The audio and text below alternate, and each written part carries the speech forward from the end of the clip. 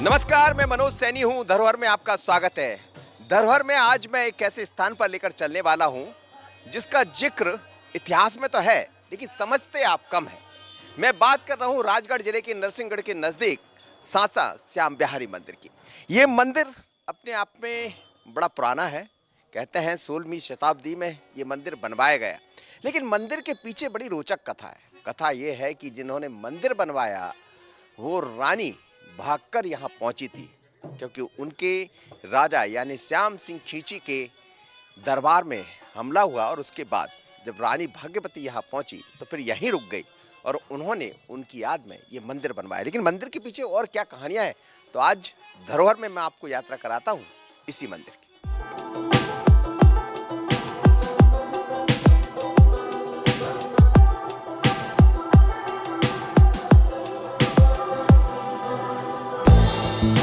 भोपाल से करीब 110 किलोमीटर दूर विंध्याचल पर्वत श्रृंखलाओं में बसा है सांका जागीर गांव, जो कभी राजा श्याम सिंह खींची की रियासत हुआ करती थी।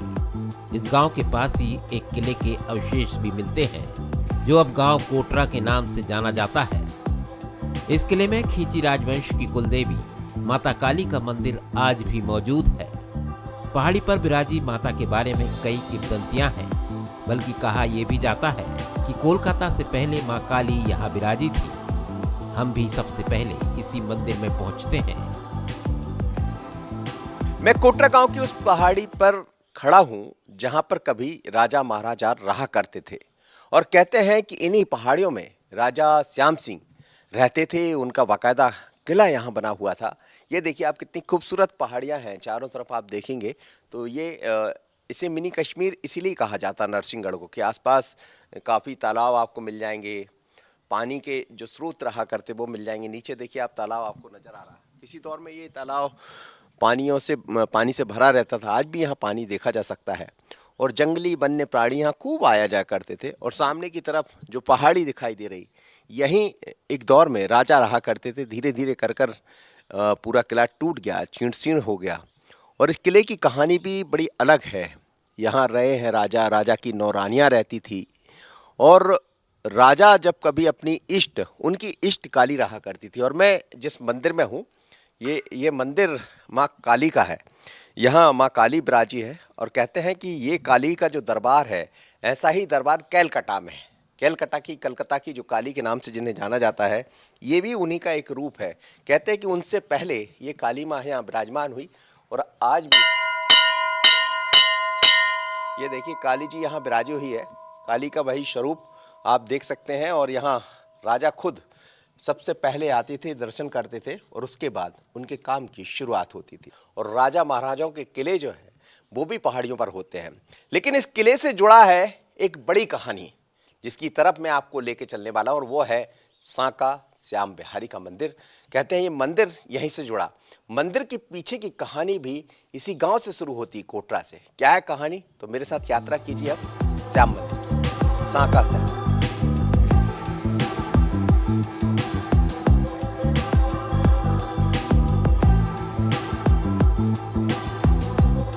कोटरा गांव में कई पहाड़ियां ऐसी हैं जिनका इस्तेमाल पहरेदारों या सुरक्षा कर्मियों के रहने के लिए किया जाता था। ये पहाड़ियां और आसपास लगे दरख्त बताते हैं कि पूरा क्षेत्र कितना पुराना है। बरगद के पेड़ की जड़ों के बीच खड़े होने पर गर्मी में ठंड का एहसास होता है। कोटरा गांव भी बड़ा प्राचीन है, बड़ा पुराना गांव है। यहाँ अलग अलग दौर के राजा रहे हैं, श्याम सिंह जिनका हम जिक्र कर रहे हैं। लेकिन यहाँ पूरी पहाड़ियाँ रहा करते थे एक दौर में। आज भी वो पहाड़ियाँ आपको दिख जाएंगी, जिन पर शैलचित्र आपको दिख जाएंगे। और ये वो पहाड़ियाँ हैं, आप देखिएगा। ये पहाड़ियों का इस्तेमाल राजा अपनी सेना के लिए किया करते थे।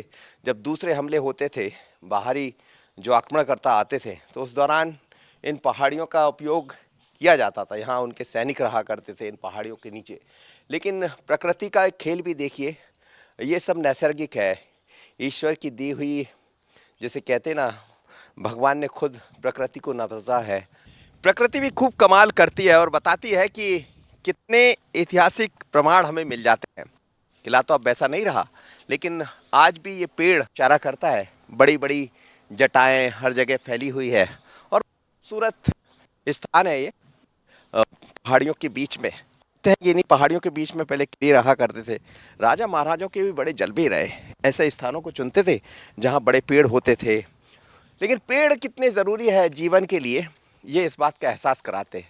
मैं जब यहाँ पहुँचा हूँ तो तेज़ गर्मी है, और गर्मी में सुकून कहीं पाना है तो वो पेड़ों के नीचे मिलता है। तो कई बार इन धरोहरों को संभालने का मतलब किले हम आपको दिखाते, मंदिर दिखाते, पर ये पेड़ इसलिए दिखाते हैं कि ये भी हमारी एक धरोहर है। ऐसे पेड़ आप लगाते रहिए। पता नहीं ये किसने लगाया होगा, कितनी सदियां बीत गई होंगी, लेकिन मैं जिस सदी में खड़ा हूँ, जिस सन में 2025 में खड़ा हूँ, तब भी मुझे लगता है कि कितना खूबसूरत ये स्थान है। और गांव के लोग इन्हीं पेड़ों की छांव में आज भी राजा श्याम सिंह खींची की गाथाओं का जिक्र करते हैं। तमाम बुजुर्ग लोग हैं इस गांव के, कोटरा के। कहते हैं कोटरा भी एक रियासत रही है, यहाँ के राजा रहे हैं। और ऊपर जो मंदिर की मैं बात कर रहा था, वो काली का मंदिर है, और पहाड़ियाँ कितनी खूबसूरत है वो भी। और गांव के लोग तो अपने आप में खूबसूरत होते हैं, इसलिए क्योंकि मन के भाव बड़े अच्छे होते हैं, निर्मल भाव होता है सबका। अच्छा, कहते हैं कि ये यहाँ रियासत रही दादा, गांव कौन से राजा रहते थे यहाँ, क्या बताओ थोड़ा यहाँ गांव के बारे में। राजगढ़ रईस, राजगढ़ रईस, ये श्याम सिंह का किला था। और बाद में फिर राजगढ़ रईस का किला नीचे बंधे हुआ है। कब तक रहे यहाँ राजा बाबा? हम यहाँ तो करीबन बताते हैं कि 40-50 बरस करीबन राज किया उन्होंने यहाँ। कौन ने? ये राजाओं ने, राजा महाराजाओं ने। कौन, क्या नाम थे? नहीं, विक्रम सिंह, राजा विक्रम सिंह। अच्छा, विक्रम सिंह। हाँ। और श्याम सिंह कौन थे? श्याम सिंह पहले स्टेट टाइम थे, वो पहले पुराने स्टेट टाइम की, वो बात हमको याद नहीं है। बेरांड होगा, ये सब बेरांड होगा किले से पूरी राजा श्याम सिंह जी के। हाँ, तो लग रही थी जगह जगह, और भीतर किलो तो एक दरवाजा तेनांगे उनका हाथ उतारने को, और एक दर जो वहाँ कोटरा से वहाँ देखोगा ना आप, बजरंग बली मंदिर के सामने से, तो वहाँ हनुमान जी का मंदिर है ऊपर, मतलब उनका बड़ा भारी चढ़ने का वो बना हुआ है, और गनमन कोट के हुआ भीतर, मतलब एक इमली का पेड़ है, मंदिर है वहाँ, घी का कापचा बना रखा था उनने। अब ये किला तो बंद हो गया, कुछ रहता नहीं है। अपन रहे वहाँ, वह किला पे से उतर के नीचे आ गया था। तो किला बना है, कहते यहाँ की रानी पहले, फिर वहाँ श्याम बाकी सियाहरी क्या सांसा श्याम चली गई। साढ़े 700 रानी थी, 7 रानी थी राजा के बस। हाँ, 7 रानी थी, 750 नहीं थी, 750 सती हुई हुई। जो बगल की जो थी ने अगरू बगरू उनकी वे थी, नहीं तो रानी 7 थी राजा का, राजा श्याम सिंह जी के 7 रानी थी। जे अपने पहली बार कुआं में डूब के मर गई 6 तो। जे अपने घर के पास है कुआं, अपने मकान के पीछे है कुछ ज़्यादा, उसमें डूब के मर गई 6 तो। जो एक गर्भवती रानी थी बागा पंडी नाम की, वो श्याम जी में जाकर आई। वो ना से लूटपाट हुई, न चढ़ाई कर दी दूसरे राजा ने, राजा की सिर कट गया। गोरे से बादशाह ने चढ़ाई करी जी बपेट में, वो चली गई, गर्भवती थी वो। श्याम सिंह जो राजा थे ने, वो यहाँ के थे, और वे कहीं चले गया बाहर, तो यहाँ मतलब है कि दिल्ली में एक कोई वो सोलकम है ने, वहाँ उनने कोई तालाब खोदियो गाड़ रहे हो, उनने सोने की ईंटें पैदा होती, कोई वरदान था उन्हें, तो उनने फिर गाड़ो तालाब बनाया, फिर वो सोलकम बनाया। सोलकम के ऊपर उनने मतलब एक बिनोला पटाख के घी लगा करके आग लगा दी, तो दिल्ली का बादशाह था, अपना देश का राजा, दिल्ली में मुसलमान बादशाह था, वो बादशाह चढ़ करके यहाँ आया, यहाँ युद्ध हुआ तो दरबार भी आ गया, वीर भी 2-3 जगह का राजा आ गया, युद्ध होने में भी मारा गया, तो श्याम जी का मंदिर बना हुआ उनका जगह पे। कोटरा से राजा श्याम सिंह खींची के किस्से सुनकर हम सांका श्याम की तरफ रवाना हो जाते हैं। पहुंचते ही नजर आती है एक बड़ी गढ़ी, यहाँ विराजे हैं श्याम राधा। बहुत ही सुंदर और बेजोड़ कला की मिसाल है ये मंदिर, जिसे देखते ही अद्भुत एहसास होता है। ये मंदिर 16वीं शताब्दी का बताया जाता है, जिसके पीछे की कहानी रोचक है। कहा जाता है राजा श्याम सिंह की पत्नी भागवती हमलावरों से बचकर यहाँ पहुंची थी, जिनके गर्भ में नवजात पल रहा था, जिसे गुर्जर जागीरदार ने शरण दी और बहन मानकर उसकी देखभाल की। रानी की कोख से यहीं पर एक बालक पैदा हुआ, जिसका नाम रखा गया केसरी। उसी के बाद रानी भागवती ने श्याम का मंदिर बनवाया। क्या क्या है इस मंदिर के पीछे कहानी, क्या है, क्या कहते हैं इस मंदिर के बारे में, कैसा बना ये मंदिर? और आप तो खुद कहते हैं कि उसी राज परिवार से आते हैं। जी, उसी राज परिवार से आते हैं। ये राजा श्याम सिंह जी ने एक सोलखम नाम का बहुत बड़ा एक मीनार बनवाया था, बहुत सुंदर। उसकी प्रशंसा जब एक बादशाह को लगी तो सुबह नाम का बादशाह था वो, उसने अपनी सेना सजा के नहीं उस मीनार को तोड़वाने के लिए आक्रमण कर दिया। और वो जब राजा ने सुनी तो राजा ने आक्रमण कर दिया। तो उस आपस दोनों में जब युद्ध हुआ तो उस युद्ध में राजा काम आ गए, शहीद हो गए। और उनके बाद जो उनकी रानी थी तो 5-6 रानियाँ तो शहीद होकर मर गई। और ये रानी भागवती जो थी वो गर्भवती थी। तो राजा युद्ध में गए, जब ये बात कह गए थे रानी से, भाई कोई भी गड़बड़ हो जाए तो इस गर्भ को बचाना किसी भी तरह से तुम्हारे सुप्रत है ये काम। फिर रानी वहाँ से किसी तरह से अपनी वो पोशाक बदल के नहीं, भेष बदल के नहीं, कुछ अलग नाम रख के नहीं, वहाँ से भाग निकली। फिर यहाँ सांका में अमराजी नाम के गुजर रहते थे, उनके शरण में रानी आई। और फिर रानी ने श्याम बाबा की सेवा करती रही। फिर श्याम बाबा ने उनको ऐसी प्रेरणा दी और इतना बुद्धि, इतना बल दिया कि हम तो उसको कोई पहुँच नहीं सके। इतना बड़ा मंदिर उनके दिमाग में बनाना, 108 हाथियों की लाइन लगाना, जिसपे 108 हाथियों पे अलग अलग वो चादर है। ये 18 खम्भ पे निर्धारित है ये मंदिर। अब वैसे तो ये 2 खम्भ दरवाजा के छोड़ के वो 16 स्तंभ नाम से भी ये इनको जाना जाता है। और ये 18 खम्भों पे गीता जी के 18 पुराण के वो बनाया गया, ये गीता जी पढ़ते हुए। अच्छा जी हाँ। मंदिर को राजस्थान के कारीगरों ने बनाया, जिसमें 16 खंभों को खड़ा किया गया और उनको बड़े ही अलग तरीके से तराशा गया। बारीकी से अलग अलग मूर्तियां उकेरी गईं। कहीं मयूर दिखाई देते हैं तो छत से लगे खंभे के नीचे अपने ऊपर छत को थामे मूर्तियां बनी हैं। इनके पीछे तंत्र विद्या बताई जाती है ताकि मंदिर हमेशा सुरक्षित रहे।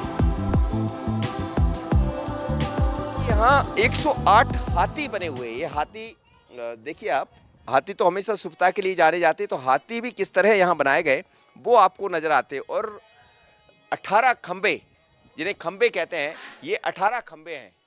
और इन 18 खंभों में चारों तरफ हाथी की इसी तरह मूर्तियां हैं। 108 हाथी यहाँ बनाए गए हैं। और ये 8 खंबे हैं यहाँ, 18 खंबे हैं यहाँ पर। और ये 18 खंबे यहाँ बनाए गए हैं। 18 खंभों में ही आप नीचे की तरफ देखेंगे तो जो मूर्ति बनी हुई गीता पढ़ते हुए दिखाई गया। कहानी है, आप कह रहे हैं कि भाग्यवती भागकर यहाँ आ गई, लेकिन उनके गर्भ में जो पल रहा था वो बच्चा का जन्म वो कहाँ हुआ जन्म? वो इसी गांव में हुआ जन्म। श्याम, उनका बच्चे का नाम केसरी सिंह रखा गया था।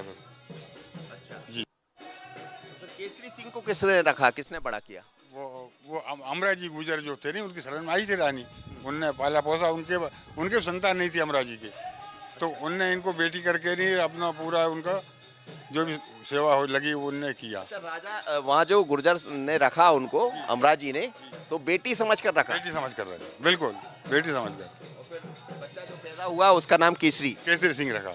हाँ। फिर मंदिर बनाने का कैसा है, क्या बताते हैं? मंदिर बनाने का फिर श्याम बाबा ने प्रेरणा, मैं आप तो कहीं इनने प्रेरणा दी। और इसकी वो मैंने एक मेरे मन में ऐसी है कि वेदों से न्यारा और प्राणों से प्यारा, ये सांका का श्याम हमारा।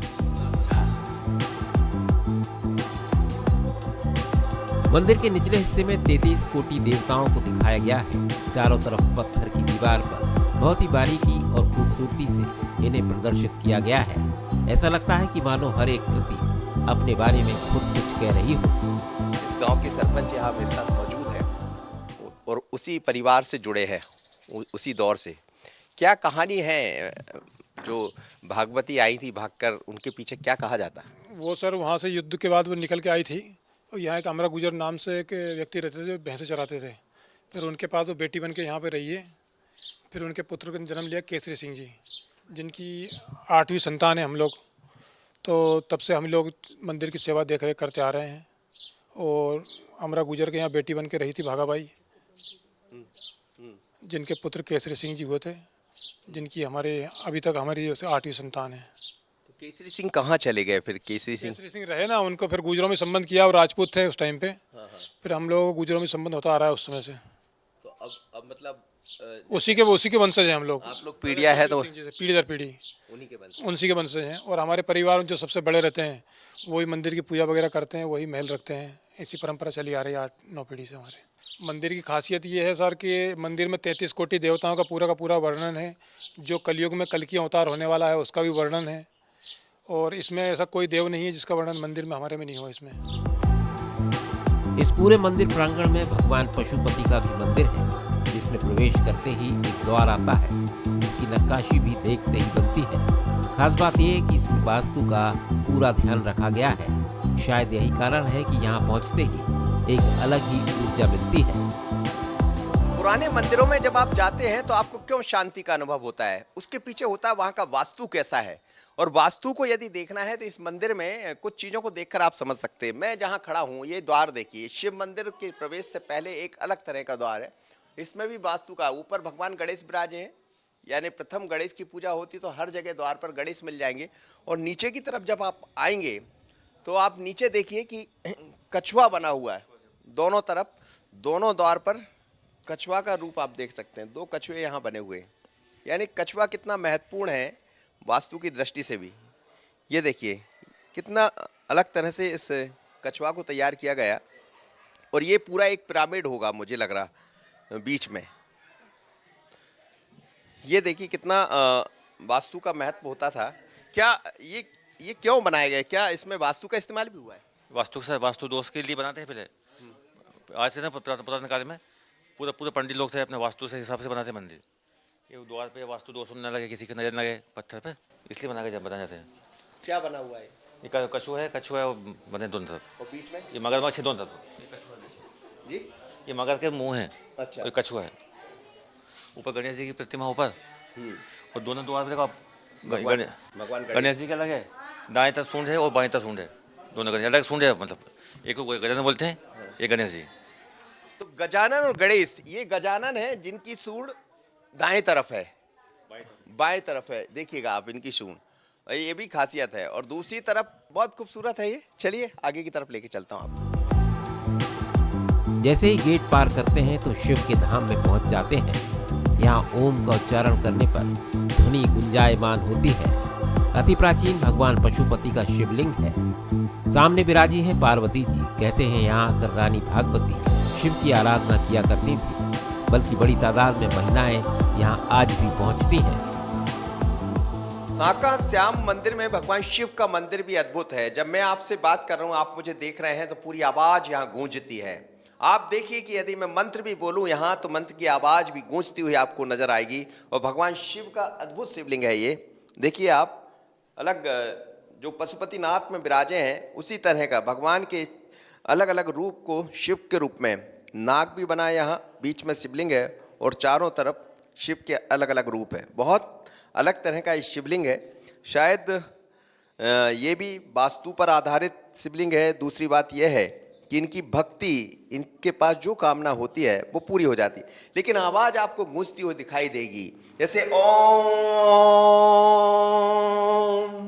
ओम त्र्यंबकम यजामहिम सुगंधिम पुष्टिवर्धनम उर्वारुकमिव वंदनान मृत्योर्मुक्षीयमामृतात्। ओम नमः शिवाय, ओम नमः शिवाय। आवाज गूंजती है इस मंदिर में। बाबा आप यही हैं, पंडित जी हैं क्या? हाँ, यहीं रहता हूँ। क्या खासियत है इस मंदिर की? क्या खासियत है इस मंदिर की? ये है कम से कम ने कृष्ण अवतार का जमाना का मंदिर है ये। कृष्ण अवतार का जमाना का। अच्छा। भोजपुर का मंदिर के गेल का है मतलब। हाँ, उसी दौर का है। हाँ। क्या क्या कहते हैं, भगवान शिव का यहाँ कौन सा रूप दिखाई देता है? ये पशुपतिनाथ ही है और फिर पशुपतिनाथ। पशुपतिनाथ है। ये पार्वती जी है। हाँ। एक हाथ में गणेश जी है, एक में कार्तिक जी है। दर्दों को ध्यान से। हाँ। तो भगवान शिव के ये मंदिर में गूंजती हुई आवाज के बीच में शिव की जब भक्ति करते हैं तो यहाँ अलग तरह की चीजें दिखाई देती हैं, लेकिन बहुत अलग तरह का मंदिर। और भगवान कहते हैं कि यहाँ तो हर कामना पूर्ण हो जाती है। मैं भी इत्तेफाक से शिव का भक्त हूँ तो शिव मुझे बुला ही लेते हैं। जहाँ भी जाता हूँ मैं शिव के अद्भुत दर्शन हो जाते हैं। और चलिए आज 12 बीघा क्षेत्र में फैली इस धरोहर में सुरक्षा का खास ख्याल रखा गया है। 6 बुर्ज बनाए गए हैं। उनके नीचे सुरक्षा कर्मियों को रहने के लिए छोटे छोटे कमरे आज भी हैं। 12 बीघा में फैले इस गढ़ी में ऐसे और भी मंदिर है, लेकिन श्याम बिहारी का मंदिर सबसे महत्वपूर्ण है। पर देखिए उस दौर में जब 16वीं शताब्दी की हम बात करते हैं तो सुरक्षा की दृष्टि से इसको बहुत अलग तरह से तैयार किया गया है। ये पूरा जो क्षेत्र आपको दिखाई देता है, देखिएगा आप, असनी आपको दिखाएंगे मेरे सहयोगी, ये गढ़ी के रूप में बनाया गया है कहते हैं। और यहाँ पर अलग अलग बुर्ज, करीब 4 ऐसे बुर्ज बनाए गए जिसमें आप देखिए, यहाँ से आप देखेंगे तो बाकायदा दरवाजे लगे हुए हैं। ये मुख्य द्वार था जिससे आगमन होता था लोगों का, लेकिन उसके आसपास छोटी छोटी गढ़ियाँ जो रहने का स्थान आपको दिखाई देंगे। आज भी वो लकड़ी के पुराने दरवाजे को आप देख सकते हैं। ऐसे 4 बुर्ज है जहाँ से सुरक्षा के जो पहरेदार है वो इन बुर्जों पर रहा करते थे और खड़े होने के दौरान सुरक्षा की दृष्टि से जो ऊपर का आपको छत दिखाई दे रही है वहां से वो सुरक्षा दिया करते थे इस मंदिर की। और ये पूरा करीब 12 बीघा क्षेत्र में फैला हुआ है। ये जो बनी होती थी उस खिड़की से बाहर की तरफ ध्यान रखा जाता था कि कोई आ तो नहीं रहा, आक्रमण करता तो यहाँ नहीं पहुंच रहा है। 16वीं-17वीं शताब्दी में इस मंदिर की ख्याति दूर दूर तक थी। कई पीढ़ियों से लोग यहाँ पहुँचते आए हैं। श्रद्धालु इस बात का जिक्र तो करते ही हैं, बल्कि अपने बच्चों को यहाँ आकर संस्कार और परंपरा बताते हैं। और ये यहाँ नजर भी आता है। तो यहाँ की ऐसी महिमा है कि व्यक्ति जो गुर्जर समाज है वो बहुत ज़्यादा समर्पित है। हम भी कभी राजस्थान से यहाँ आए थे, भोपाल 2-4-5 पीढ़ी पहले। तो जो सांका श्याम जी देव महाराज का स्थान माना जाता है, तो देव महाराज की ऐसी महिमा है कि उनसे समर्पित गुर्जर समाज और अदर समाज भी जुड़े हुए थे और श्रद्धा भक्ति के कारण वो यहाँ पर भी समर्पित होकर आते हैं और ऐसी श्रद्धा बनी हुई है। क्या एहसास होता है यहाँ आने के बाद? ये एहसास तो पुरातत्व है कि जो हमारे पूर्वज करते चले आ रहे हैं, तो उन चीज़ों से ऐसा है कि हमें भी वहाँ पर समर्पित होके जाते रहना चाहिए, जिससे कि उस चीज़ों में जागृत रहे। हम आने वाली पीढ़ी को संदेश भी दे सकें कि ये जो आना जाना बरसों से चला आ रहा है और हम इन चीज़ों से जुड़े रहें, ताकि एक संस्कृति का संदेश मिले कि हमें अपनी पुरानी चीज़ों से जुड़े रहना चाहिए। पुरानी चीज़ें ही हमें जोड़ने के लिए, एकता के लिए अग्रसर करती हैं। और आधुनिकता में तो बहुत कुछ है, परंतु जो पुरानी चीज़ों में वो आज संभव नहीं है वो चीज़ें। खूबसूरत बात ये कह रहे हैं। धरोहर का मकसद भी यही होता है कि पुरानी धरोहरों को हम समझें, जानें और अपनी पीढ़ियों को समझाएं, क्योंकि पीढ़ी जानती नहीं है कि पहले भारत कैसा रहा, भारत की खूबसूरती, भारत की परंपरा, संस्कृति कैसी रही। और ये देखिए कि पीढ़ियां कैसे जुड़ती। अब ये अपने बच्चों को लेकर यहाँ आ गए। क्या नाम है आपका? मेरा नाम दिव्यांश मालविया। दिव्यांश, कौन सी क्लास पढ़ते हो आप? मैं 5th में हूँ, माउंट कार्मल स्कूल। तो यहाँ के बारे में क्या जानते हैं आप? ये मंदिर बहुत ही खूबसूरत है। यहाँ पे आने से मेरे को बहुत अच्छा लगा। तो धरोहर का मकसद भी यही है कि जब आप हमें देखते हैं तो हमारी चीज़ों को देखते हैं, और ऐसे बच्चे, ऐसा परिवार मिलता है तो ये समझ आता है कि संस्कृति का एक दूसरे से जुड़ाव कैसा होता है, हम अपनी परंपराओं को कैसे समझते। तो ऐसे ही समझते धरोहर का एक मकसद ये भी होता है। रानी भागवती जहाँ रहती थी वो गढ़ी आज भी मौजूद है और उन्हीं के वंशज यहाँ रहते हैं। रानी राजपूत थी और जहाँ शरण ली वो गुर्जर थे। रहने वाले लोग कहते हैं कि हम सब उन्हीं की पीढ़ियां हैं। वो सर वहाँ से युद्ध के बाद वो निकल के आई थी। और यहाँ एक अमरा गुजर नाम से एक व्यक्ति रहते थे जो भैंसे चराते थे। फिर उनके पास वो बेटी बन के यहाँ पे रही है। फिर उनके पुत्र का जन्म लिया केसरी सिंह जी, जिनकी 8वीं संतान है हम लोग। तो तब से हम लोग मंदिर की सेवा देख रेख करते आ रहे हैं। और अमरा गुजर के यहाँ बेटी बन के रही थी भागाबाई, जिनके पुत्र केसरी सिंह जी हुए थे, जिनकी अभी तक हमारी 8वीं संतान है। तो केसरी सिंह कहाँ चले गए फिर? केसरी सिंह रहे ना, उनको फिर गुजरों में संबंध किया और राजपूत थे उस टाइम पे। फिर हम लोग गुजरों में संबंध होता आ रहा है उस समय से। तो अब मतलब उसी के वंशज हैं हम लोग। आप लोग पीढ़िया है तो पीढ़ी दर पीढ़ी उन्हीं के वंश। उनसी के वंशज हैं। और हमारे परिवार में जो सबसे बड़े रहते हैं वही मंदिर की पूजा वगैरह करते हैं, वही महल रखते हैं। ऐसी परंपरा चली आ रही है 8-9 पीढ़ी से। ये मंदिर अब मोहनखेड़ा डैम के बीच होगा। गांव खाली कराया गया है। बड़ी बड़ी बाउंड्री वाल से पानी रोका जाएगा, जिसकी तैयारी चल रही है। गांव के लोग खुश हैं कि धरोहर बची रहेगी, लेकिन कुछ मलाल भी है कि गांव छोड़ना पड़ेगा। यहाँ जो डैम बन रहा है, ये डैम से कितना नुकसान फायदा होगा सरपंच जी? हमारे गांव को तो पूरा डूब ही गया ना सर। हमारे गांव को स्थापित किया गया दूसरी जगह। 4000 बीघा जमीन डूबी। हमारे गांव की सारी भूमि डूब गई है। और बाकी जो जिनके पास भूमि नहीं थी उनके तीज बल्ली पे उनको भूमि चयन करके उनको वहाँ छोड़ दिया है। बाकी हमारे गांव के तो क्योंकि मंदिर से जुड़े हुए लोग हैं, तो हमारी कुछ भूमि बची है पास में, तो वहाँ मकान बना रहे हैं हम लोग सब। मंदिर बचेगा क्या? मंदिर तो बचेगा ना, बाउंड्री बन गई मंदिर की, तो मंदिर तो बचना ही है। मंदिर बचेगा और बहुत अच्छा डेवलपमेंट हो जाएगा मंदिर तो। मतलब आप लोग खुश हैं डैम बनने से? हाँ, खुशी हैं साहब। दुख तो है लेकिन खुश भी हैं, क्योंकि एक पानी की एक ऐसी महत्वपूर्ण चीज़ है। एक वर्ष से अगर पानी नहीं गिरे तो बहुत बड़ी समस्या पैदा हो जाए, और इससे हज़ारों लोगों का फ़ायदा होगा साहब। ठीक है, हमारे 1-2 गाँव को नुकसान होगा, लेकिन हज़ारों लोगों को फ़ायदा भी होगा उसमें, तो सब ठीक ही, अच्छा ही है।